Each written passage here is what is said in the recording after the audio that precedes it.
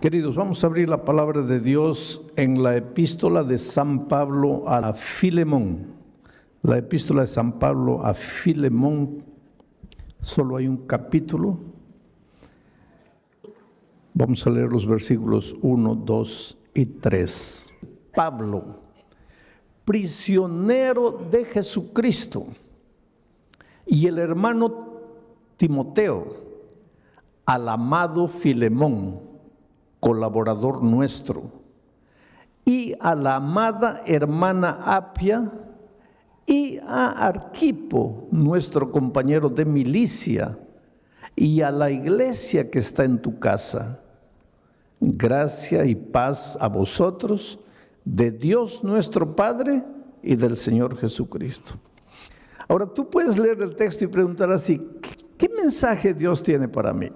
Por ejemplo, si tu hijo está en las drogas, ¿cómo te ayuda este texto a resolver ese problema? Si tu matrimonio está hecho pedazos, ¿cómo te ayuda este texto a resolver tu problema? Si estás desempleado, ¿de qué manera este texto te ayuda? Si vives peleando con tu patrón o con tu empleado, con tu vecino, ¿de qué manera este texto te ayuda? Si estás prisionero de un vicio, ¿cómo este texto te va a ayudar a quedarte libre de ese hábito? Esto es lo que hay que entender. Y ese es el trabajo del predicador. Y es por eso que el predicador, antes de venir a predicar una hora, tiene que estar horas y horas y días y semanas analizando el texto y estudiando y tratando de entender y pidiéndole a Dios iluminación. Pero aquí hay un mensaje poderoso para ti. Vamos a comenzar diciendo así: Pablo, prisionero de Jesucristo. En la mayor parte de sus epístolas, de sus cartas, Pablo se identifica como apóstol de Jesucristo, apóstol de Jesucristo, apóstol de Jesucristo. Esta carta es la única carta donde él se presenta como prisionero de Jesucristo. ¿Qué piensan ustedes? ¿Por qué lo hace? Porque justamente va a hablar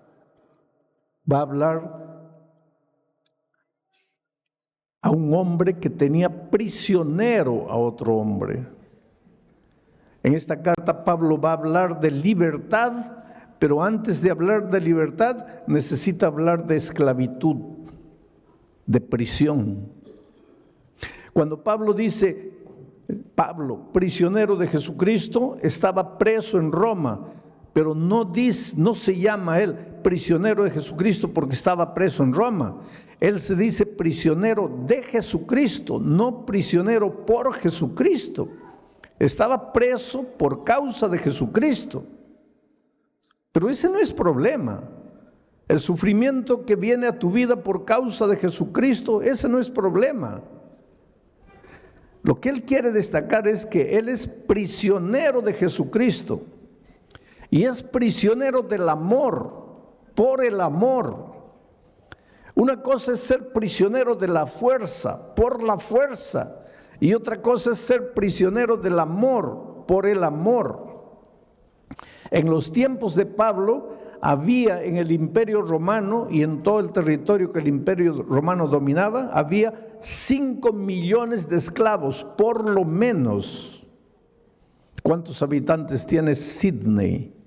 Australia tiene 20 millones. Sydney no debe tener más de 5 millones. O sea, todos los habitantes de Sydney y más era la cantidad de prisioneros que había en los territorios que dominaba el Imperio Romano. Mucho esclavo. Ahora, tú sabes que el esclavo no tiene voluntad propia, porque el esclavo no puede ir a donde quiere, el esclavo no puede hacer lo que quiere, el esclavo no puede estudiar, el esclavo no puede comprar, el esclavo no puede vender, porque el esclavo no es dueño de nada, el esclavo no se pertenece a su señor, a su patrón. En esos tiempos habían patrones que compraban esclavos jóvenes solo para que ellos procreasen 15, 18, 20 hijos. ¿Para qué? Para vender a los esclavitos, porque ellos, los esclavos, no eran dueños ni de sus propios cuerpos, ni de sus hijos. El esclavo no tenía vida. En el fondo, al terminar la serie de estudios de Filemón, tú te vas a dar cuenta que todos nosotros somos esclavos. Esclavos del pecado, esclavos de las circunstancias, esclavos de hábitos, esclavos de nuestro carácter, esclavos del dinero, esclavos de los placeres, esclavos, en el fondo, todos esclavos de un enemigo que quiere destruirte, que quiere verte infeliz, que quiere arruinarte. En los tiempos de Pablo había unos hombres ricos llamados mecenas. Después, más adelante, los mecenas fueron conocidos como hombres ricos que ayudaban a artistas, a pintores, a escritores, a músicos.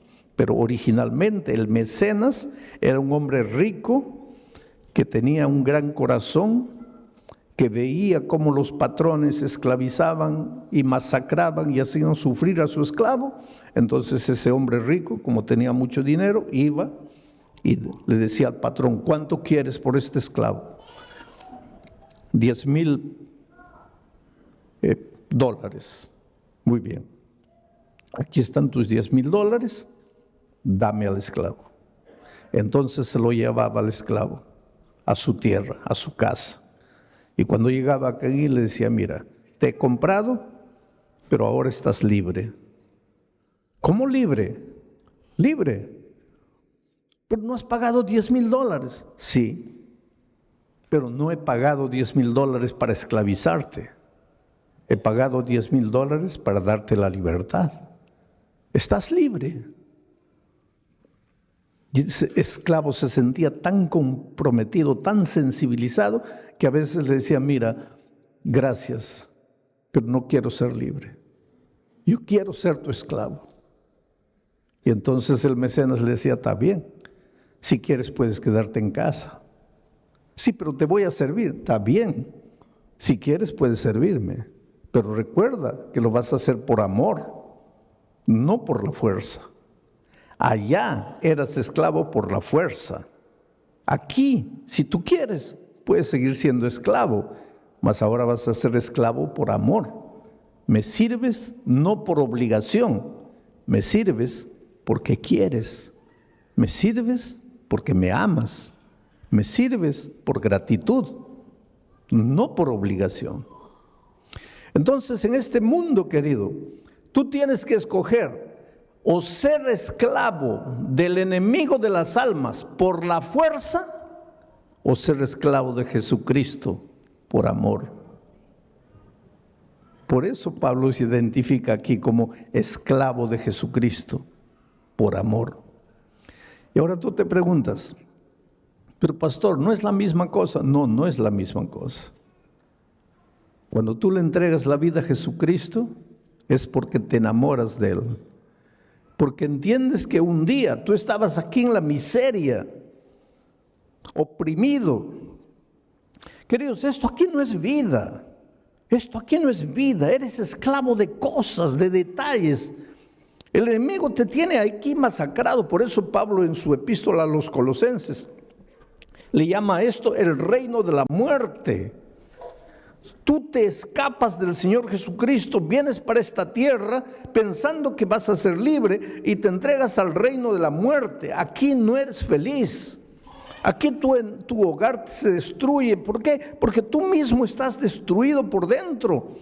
Y Jesucristo viene, ingresa al reino de la muerte y te compra, no con oro ni con plata, no te compra por 10,000 dólares, te compra con su sangre preciosa y te lleva al territorio de la vida y te dice: hijo, ya pagué el precio, ya no necesitas vivir sufriendo como antes, estás libre. Y ahora tú amas al Señor Jesucristo y le dices: Señor, está bien, estoy libre, pero te voy a servir por amor. Vamos a seguir analizando el texto. Dice Pablo, prisionero de Jesucristo, y el hermano Timoteo, que ayudaba como secretario a Pablo, escribe al amado Filemón, colaborador nuestro, al amado Filemón. No era amado de Pablo, aunque Pablo lo amaba. En el fondo, Filemón era amado del Señor Jesucristo, amado de Dios. Y esta es otra de las cosas que tienes que entender. Tú eres amado de Dios, tú eres precioso para Dios. En todos estos años de pastor, para mí, la cosa más difícil ha sido hacerle entender al ser humano que es amado de Dios. Te voy a decir una cosa, Dios te ama de una manera que tú jamás vas a entender. Dios te ama. La gente dice así, pero pastor, ¿cómo Dios puede amarme si yo soy malo? Dios te ama. Si eres bueno, te ama. Si eres malo, te ama. Si aceptas la palabra de Dios, te ama. Si la rechazas, te ama. Si te portas bien, te ama. Si te portas mal, te ama. Hay dos cosas que necesitas colocar en tu mente. No hay nada que puedas hacer para que Dios te ame, porque Dios ya te ama sin que hagas nada. Y hay otra verdad. No hay nada que puedas hacer para que Dios deje de amarte. Porque hagas lo que hagas, Dios siempre te va a amar. El otro día un viejito, un ancianito, me dice, pastor, no diga eso. ¿Por qué? Porque si usted dice eso, los pecadores van a decir, pues si Dios me ama, entonces ¿para qué me preocupo? Ya Dios me ama. Quiere decir que yo tengo que adaptar lo que Dios dice a mi manera de pensar. No puedo. A mí humanamente, los que merecen amor son los buenos. Los malos no merecen amor. Eso es para mí como ser humano. Pero Dios es Dios. Y la Biblia dice que Dios es amor. No dice que Dios tiene amor, dice que Dios es amor. Yo creo que los seres humanos difícilmente logramos entender esto, porque para nosotros los hombres aquí está Dios y aquí está su amor. Pero desde el punto de vista bíblico, Dios está aquí y su amor. No hay separación entre Dios y su amor. Dios es amor. Y para que entiendas bien esto, te voy a hacer una ilustración tonta, porque esta ilustración es tonta. ¿De qué está hecho este púlpito? De microfibra. ¿De qué está hecho mi traje? De tela. ¿De qué está hecho mi zapato? De cuero. ¿De qué está hecho este micrófono? De metal. Y ahora viene la pregunta tonta. ¿De qué está hecho Dios? Pues es una tontería, Dios no está hecho, Dios es Dios. Pero solo para que entiendas, y si estuviera hecho Dios, ¿de qué estaría hecho? ¿Cuál es la sustancia de su ser? ¿Cuál es la esencia de su ser? Pues Dios es amor. Por lo tanto, cuando tú dices, si te portas mal, Dios te va a dejar de amar, ¿qué tontería estás diciendo? Estás diciendo, si te portas mal, Dios va a dejar de ser amor. Dios nunca va a dejar de ser amor. Dios nunca va a dejar de amarte. Él es Dios, Él es amor. Él jamás te va a dejar de amar. Entonces, pastor, no necesito preocuparme porque ya estoy salvo. No digas eso. Porque yo te estoy hablando del amor de Dios, no te estoy hablando de la salvación. Hay mucha gente que se va a perder a pesar del amor de Dios. Porque el amor de Dios no te va a salvar. Para salvarte necesitas aceptar el amor de Dios. Y cuando tú estás aquí en el territorio de la muerte, tú no quieres a Dios. Dios te ama. ¿Acaso Dios no dice, no quiero la muerte del impío, sino que se arrepienta y regrese? Pues aquí está Dios, no quiere tu muerte. Pero si tú estás en el territorio de la muerte y no aceptas a Dios, pues te vas a morir. No porque Dios dejó de amarte, sino a pesar de que Dios te ama. Oh, querido, nunca te preguntes, ¿dónde está Dios cuando el dolor llega a tu vida? Porque Dios está siempre en el mismo lugar. No es Dios que te deja, eres tú que deja a Dios. No es Dios que te abandona, eres tú que lo abandonas. No es Dios que se separa de ti, eres tú que te separas de Él. Dios está siempre llamando, llamando, llamando. Desde el Génesis hasta el Apocalipsis, Dios llama. En el jardín del Edén, Adán, ¿dónde estás tú?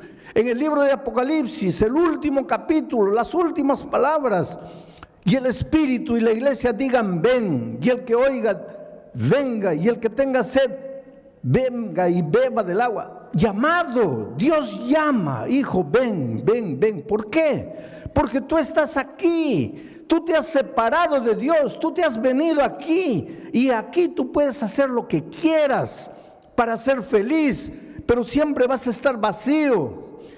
Llega la noche, no puedes dormir, tienes ganas de llorar, no sabes por qué. Te esfuerzas, nada te sale bien. Te casas lleno de amor, en poco tiempo tu hogar está destruido. Traes al mundo un hijo con alegría, lo educas, lo amas. Cuando llega a grande, él se destruye solo. No sabes qué hacer, no tienes paz. ¿Por qué? Porque estás separado de Dios. Aquí en el territorio de la muerte puedes hacer lo que quieras. Nunca vas a estar completo. Necesitas devolverte al Señor Jesucristo. Aquí eres esclavo del enemigo por la fuerza. Necesitas ser esclavo del amor por el amor. Y eso es lo que Pablo dice. Pablo, prisionero de Jesucristo, y el hermano Timoteo, al amado Filemón, colaborador nuestro, y a la amada hermana Apia y Arquipo, nuestro compañero de milicia. ¿Quién era Apia, esposa de Filemón? ¿Quién era Arquipo, hijo de Filemón y de Apia? Interesante que Pablo dice que en la casa de ellos había una pequeña iglesia. La iglesia cristiana en sus orígenes no construyó templos. Tú sabes que el primer templo fue construido por un emperador muy conocido por nosotros, porque ese emperador tuvo dos ideas, entre comillas, extraordinarias para él y para el enemigo de Dios. ¿Sabes cuáles fueron esas dos ideas? La primera idea, cambiar el día de reposo del sábado para el domingo. ¿Cómo se llamó ese emperador? Constantino. Pero él tuvo una segunda idea, construir un templo, porque hasta Constantino nunca se había construido templos. Y te estoy hablando del siglo III. ¿Y dónde se reunía la iglesia cristiana en sus primeros años? En las casas o en las sinagogas, porque habían judíos enteros que se convertían y la sinagoga se quedaba vacía. Y entonces se reunían en las sinagogas. Pero en la sinagoga no había púlpito, la gente no estaba ahí y el predicador aquí. En la sinagoga las bancas eran así. Entonces se conversaba, se estudiaba. Y después en las casas.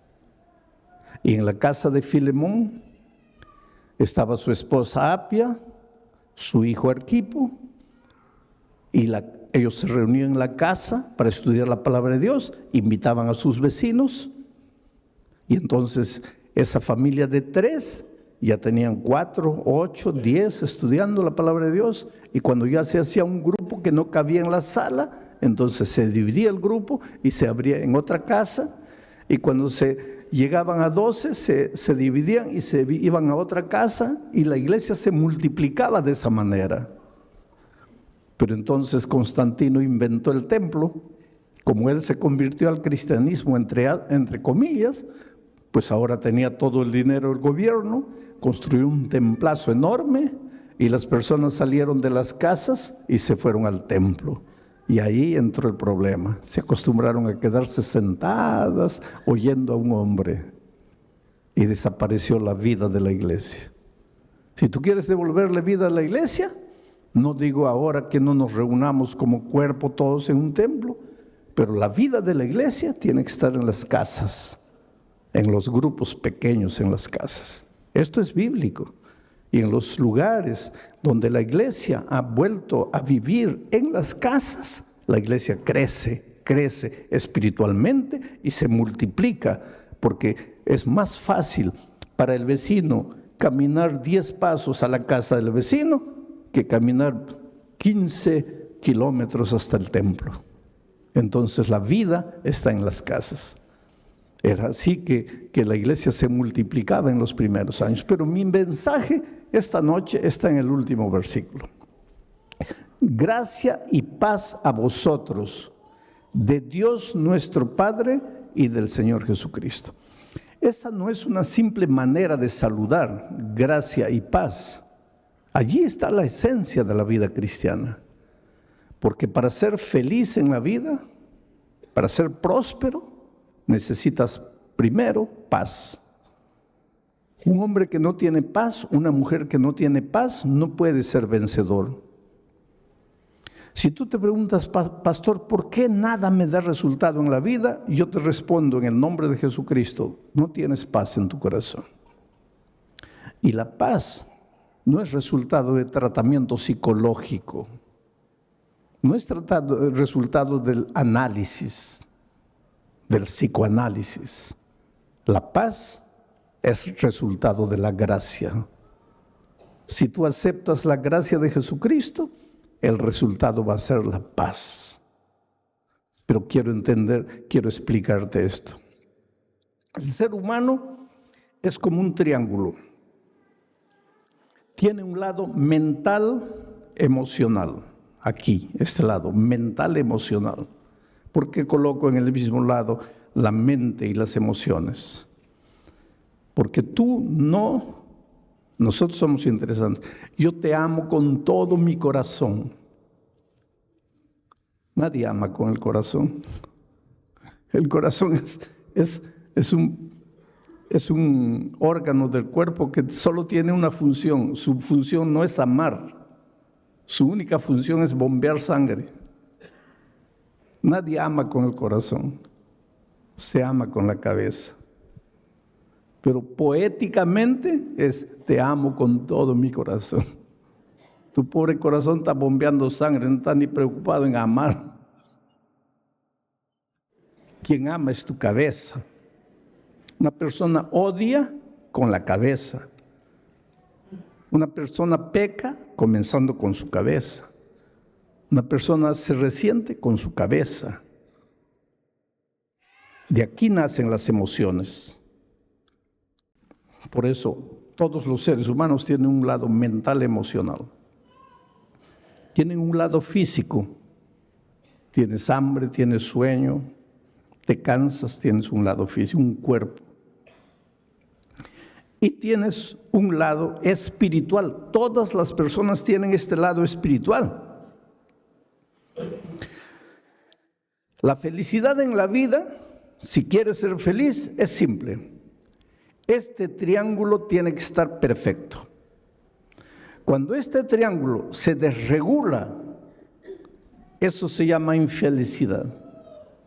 Cuando este triángulo se va para aquí o se va para allá, cuando este triángulo se deforma, allí surge el desorden humano. Por eso, para ser plenamente feliz, el triángulo tiene que estar perfecto, así. La base de ese triángulo es esto, el lado espiritual. El lado espiritual es lo que le da sustentación al triángulo. Cuando tu lado espiritual va bien, tu lado emocional, mental va bien y tu lado físico va bien. Pero la base es el lado espiritual. Esto se llama paz. Estás en paz cuando estás en armonía, cuando el triángulo está perfecto. Todos los seres humanos tenemos un lado mental emocional, un lado físico y un lado espiritual. Quieras o no quieras. El otro día yo viajaba de San Pablo a Brasilia y a mi lado estaba sentado un periodista brasileño famoso por ser un gran periodista y famoso por ser ateo. Y él no esconde el hecho de que sea ateo. Pero en la conversación, pues, me preguntó quién era, y yo le dije que era pastor. Y comenzamos a hablar de asuntos espirituales. Y él me dice, mire, pastor, yo no soy un ser espiritual. ¿Por qué? Porque yo no creo en Dios. Le digo, pero usted puede no creer en Dios, pero usted tiene un lado espiritual. No, pastor, no me entiende. Yo no creo en Dios. Yo no creo en esas cosas. Por lo tanto, yo no tengo ese lado espiritual. Hay mucha gente que piensa así. No, yo no tengo el lado espiritual. No, eso no depende de ti, querido. Eso no depende de ti. Tú estás vivo. Entonces eres un ser mental, emocional, físico y espiritual, aunque no quieras. Por ejemplo, si tú me dices, pastor, yo no tengo el lado físico, yo no tengo hambre. Está bien, puedes decir, pero vas a tener hambre. No, yo no creo en el hambre. Está bien, puedes no creer, pero vas a tener hambre. Pero pastor, yo puedo escribir un libro diciendo que el hambre no existe, pero cuando llega la hora de comer, vas a tener que comer, porque eso no depende de ti. No eres tú. Dios te ha hecho así. Tú odias, tú amas, porque tienes un lado espiritual. Tú tienes hambre, tú te cansas, tú duermes, porque tienes un lado físico, no depende de ti. Y tú tienes un lado espiritual, no depende de ti, lo tienes. ¿Sabes cuál es la tragedia del ser humano? Que hace todo para desarrollar su lado mental, emocional. Hace todo para desarrollar su lado físico, pero no hace nada para desarrollar su lado espiritual. Y sin embargo es el lado espiritual que sustenta la unidad de su ser. Entonces por eso es que el ser humano en este lado le va bien, tiene un título doctoral, tiene buen empleo, pues hace psicoanálisis, pero algo le falta. En este lado pues hace ejercicio, se cuida, se alimenta bien, pero algo le falta. Y se pregunta, ¿pero por qué no soy feliz? Pero es que te está faltando el lado espiritual. Y para que sientas que está bien esto, tienes que devolverte al que te creó. Porque hay una cosa, tú viniste de las manos de Dios, por lo menos. Yo espero que tú creas que viniste de las manos de Dios, y si esta noche estás aquí es porque crees que has venido de las manos de Dios. Si no viniste de las manos de Dios, solo puedes ser fruto de la evolución. Hay mucha gente que cree que el ser humano es fruto de la evolución. Si eres fruto de la evolución, entonces eres fruto del acaso. Eres una coincidencia. Y si eres fruto del acaso, tú no sabes de dónde vienes y no sabes a dónde vas y no sabes por qué viniste al mundo. Yo prefiero creer que vengo de un Dios de amor, que tiene un plan para mí, y que si las cosas no están andando bien en mi vida es porque no he descubierto ese plan. ¿Dónde está ese plan? En la palabra de Dios. El otro día alguien me dice, pero pastor, yo no quiero estudiar la Biblia porque no quiero cambiar de religión. Hay mucha gente que piensa que hay que estudiar la Biblia para cambiar de religión. La Biblia no tiene nada que ver con religión. La Biblia tiene que ver con la vida, con tu vida. Por eso Pablo, cuando empieza su carta, dice, te deseo paz, pero nunca vas a tener paz si primero no tienes gracia? ¿Qué cosa es gracia? Viene de la palabra gratis. No tienes que hacer nada para salvarte. No tienes que comprar la paz. No tienes que comprar el sueño. No tienes que comprar el amor. Tú no eres salvo porque merece. Nadie merece. Todos estamos destituidos de la gloria de Dios. Todos hemos pecado. Tú necesitas gracia. Tú necesitas ser amado. Tú necesitas devolverte. Tú necesitas reconocer que lejos de Jesús nunca serás feliz. Por eso estas 4 noches te voy a mostrar tu necesidad de Jesucristo. Pastor, ¿esto que acabo de predicar funciona? Claro que funciona. Y te voy a mostrar ahora con una historia de la vida real cómo esto funciona. Yo estaba predicando hace algunos años atrás en la ciudad de Santa Cruz de la Sierra, en Bolivia. ¿Hay algún boliviano aquí? Bueno, ahí hay una señora boliviana, qué bueno.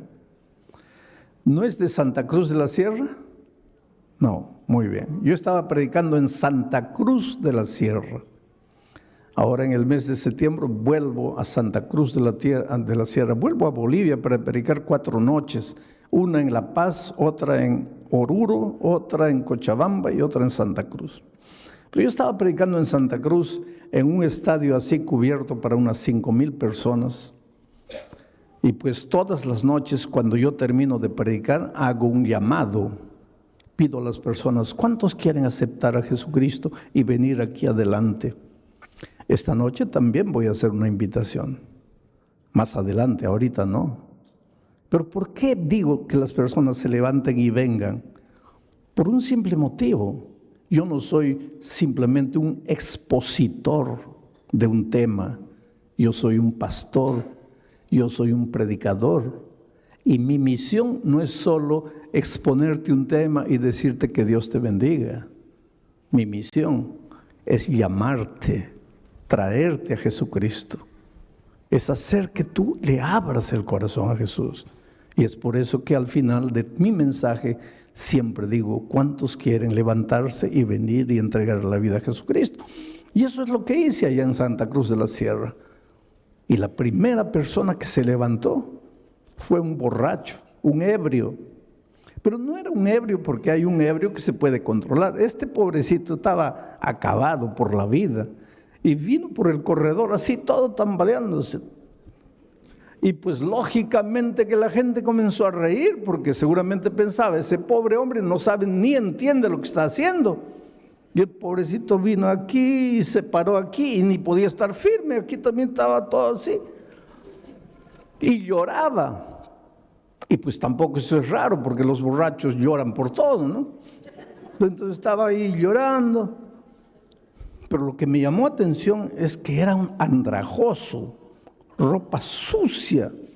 Se notaba que esa ropa no salía de su cuerpo hace meses. Todo mugriento.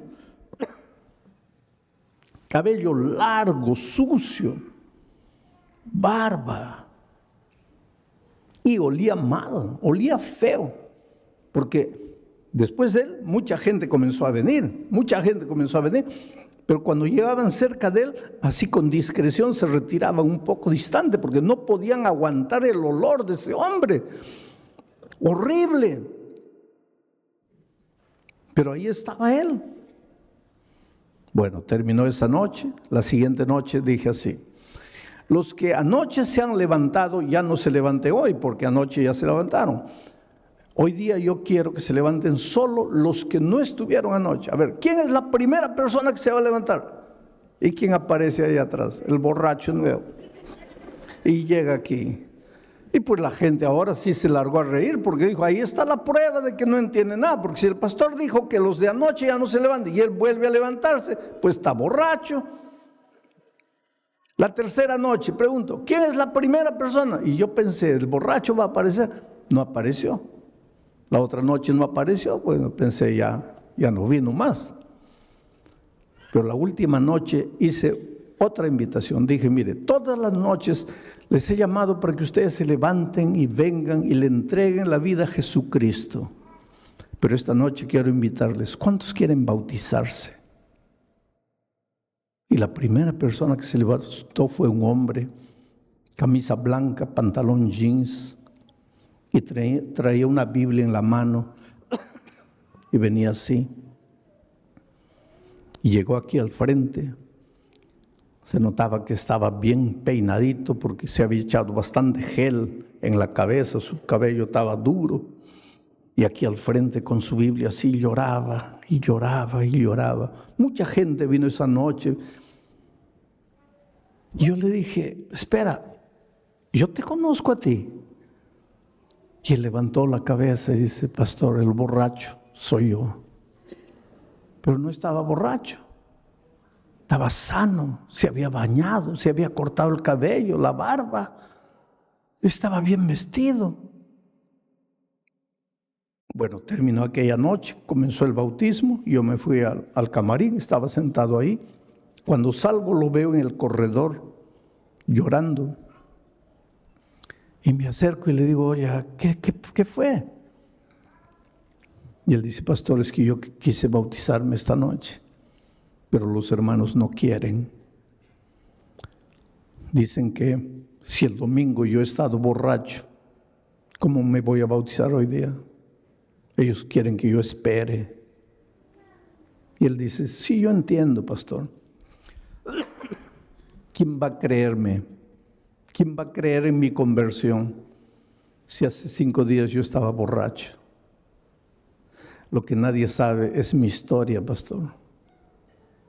¿Qué historia? Me dice, pastor, yo tenía 20 años, 21 años. Era un ingeniero bien empleado en una de las mejores empresas mineras de mi país. Una carrera profesional brillante. Me casé con otra niña de 20 años. Nos fuimos de miel. Y cuando regresábamos, yo dormité en el tránsito, en el volante. El carro salió, caí a un abismo. Mi esposa murió y yo salí vivo. Y este hombre comenzó a llorar más y dice, pastor, yo maté a mi esposa. Le digo, pero muchacho, me acabas de decir que fue un accidente. Fue un accidente, pastor. Pero quien estaba manejando el carro era yo. Quien dormitó fui yo. Quien tenía que morir era yo. Pero yo salí vivo y mi pobre esposa murió. Ese día se acabó mi vida, pastor. Ya no me interesó nada. En ese tiempo yo no tenía a Jesucristo. Y un hombre sin Jesucristo, ¿qué puede hacer? Pues yo hice lo que todo hombre que no tiene a Dios hace. Me entregué a la bebida, comencé a beber. En 6 meses, después de muchas advertencias, perdí el empleo por causa de la bebida. A mí no me interesaba nada. Pastor, estamos cumpliendo ahora, este año, 30 años de aquel incidente. 30 años. Yo perdí el empleo, me escondí de la familia, me vine a Santa Cruz. Yo no vivo, pastor, yo soy un animal. Yo nunca me baño, yo nunca me cambio de ropa. Yo casi ni como, pido limosna para comprar bebida. Yo vivo permanentemente borracho. Hace 30 años yo no paro de beber un día. Duermo en los cementerios, duermo en la calle. Y el domingo, ¿sabe por qué entré? No, yo no quería escuchar palabra de Dios. Yo entré porque estaba lloviznando. No tenía dónde esconderme la lluvia. El único lugar abierto era el Coliseo. Entré, me senté allá atrás. Yo estaba borracho, totalmente borracho. Pero yo me di cuenta de todo y yo entendí todo lo que usted predicó. ¿Cómo entendiste? Pastor, cuando usted dijo así, Esta noche solo tienes dos caminos. El primer camino es levantarte y volver a la casa y continuar viviendo la vida que has vivido hasta hoy. Pastor, ese camino para mí no existía.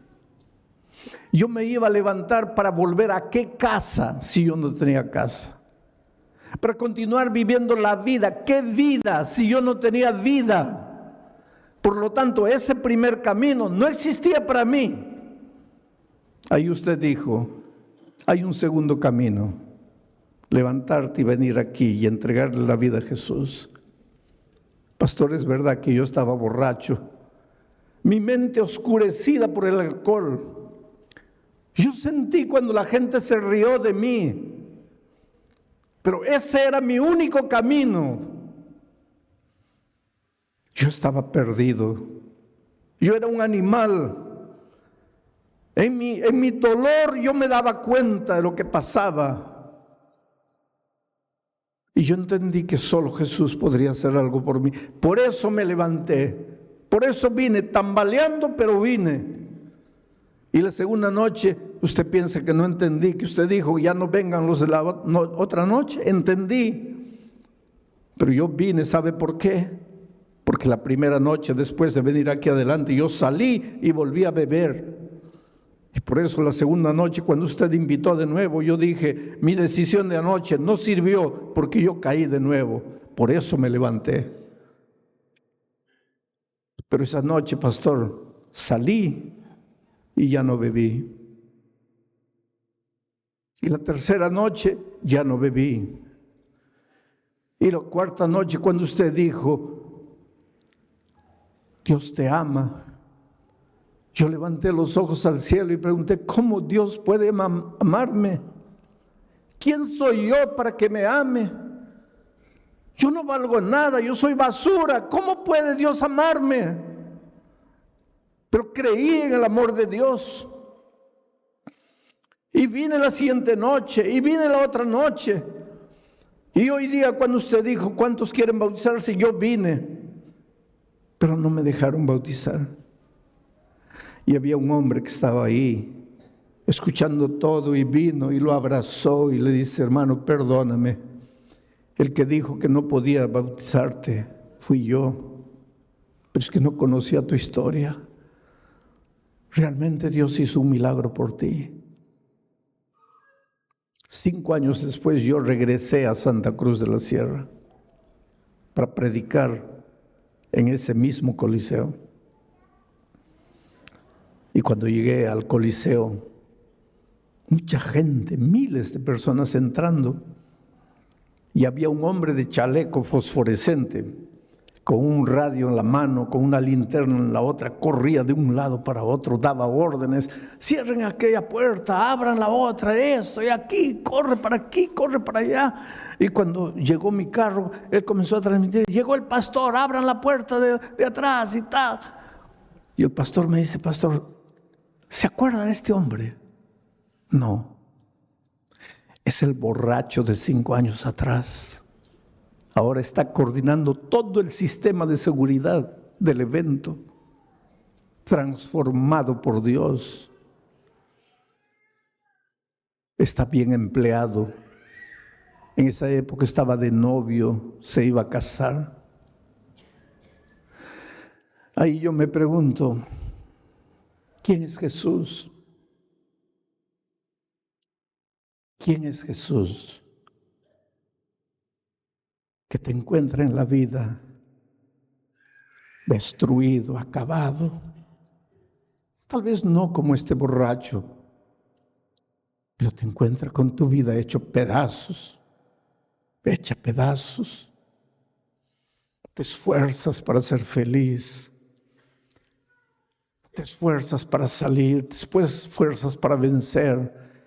Pero cuando llega la noche te sientes solo. Te preguntas, ¿qué hago en esta vida? ¿Para qué vine? ¿Para qué nací? ¿Quién es Jesús capaz de encontrarte donde estás y transformarte por completo? Por eso Pablo dice, gracia y paz.